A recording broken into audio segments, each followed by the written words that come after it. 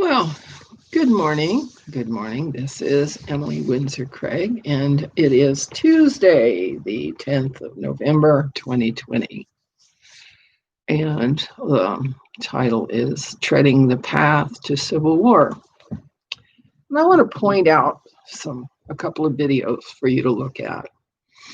The links will be below. In one of them, Tucker Carlson points out how the small communities in America have been devastated and reduced to rubble by robber barons, specifically by a robber baron by the name of Paul Singer from Elliott Management, a New York hedge fund investor who feeds off going businesses in America and reduces them and liquidates them to nothing. And so that the communities in which they exist are reduced to nothing. Okay. This is vulture capitalism. And it's a form of capitalism that stands alongside the positive form of capitalism that actually builds companies and builds communities and builds the economic structure of our nation. All right. And that's not the form of capitalism that's taught in school. Okay. The capitalists that have been vulture capitalists and exploitive capitalists have generally been schooled in the Illuminati, we know more than you do and we're better than you are school of metaphysics.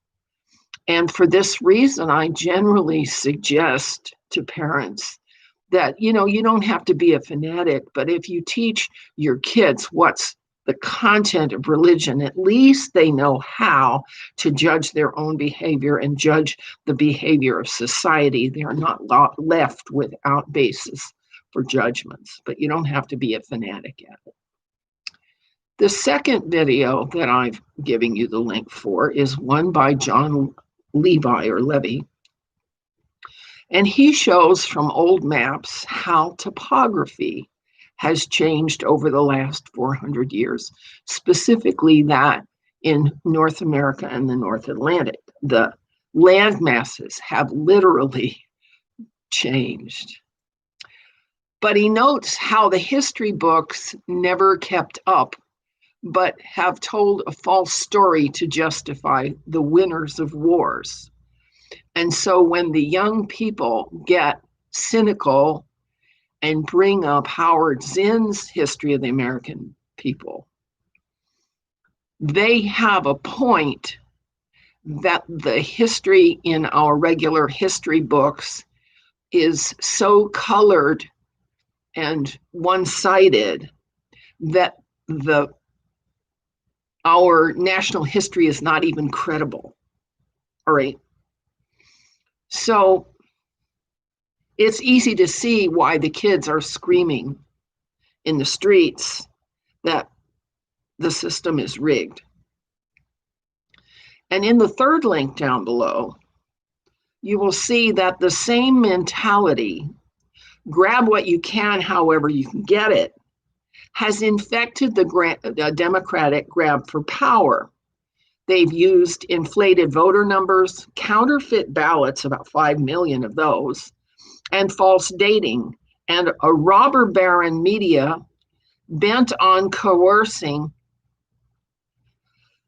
and controlling the outcome of the election. All right. Well, they know the Department of Justice is not equipped to do anything about it. Its hierarchy is either gaslit or it's part of the scam themselves. We've seen that over the last 4 years, that both the Department of Justice and the FBI are just buildings. There's nothing really going on there. All right. So our kids are understandably cynical and outraged. And the Department of Justice is just shuffling its feet about the fact that this election was outright rigged 16 ways to Sunday, any trick they could use. Okay, so now President Trump is having to go to a great deal of effort to show, in fact, that it was rigged. And in fact, he not only won, he won by a landslide, because the people have realized that we're being gamed to death. This nation is being gamed to death by the left, whose methods, and I keep pointing them out to you, are only and always to destroy one group in order to favor another group, destroy one to favor one. And so what I can say to you, because the kids are not going to be appeased, they've had it up to here. Well, I've had it up to here with venture capitalism and human resource management that treats employees like consumable products, all right, and ruthless marketing and cynical negotiating treaties, because the treaties since Greada have allowed human trafficking, body parts marketing, and experimentation on humans. Okay, the kids are righteously outraged. And the Republican Party is sitting on its hands because many of the Republicans who are in the Senate are members of the senior executive service, and they make an extra $170,000 a year to just maintain the status quo. And that's why the Republican Party hasn't jumped in to salvage the situation. All right. So that's where we are. So given that we're on a path of the collision between the destructive, deceitful, treacherous left versus the high-minded, self-righteous, and entrenched right, we need to prepare for civil war in our minds and in our homes, because that's what's the likely outcome. All right.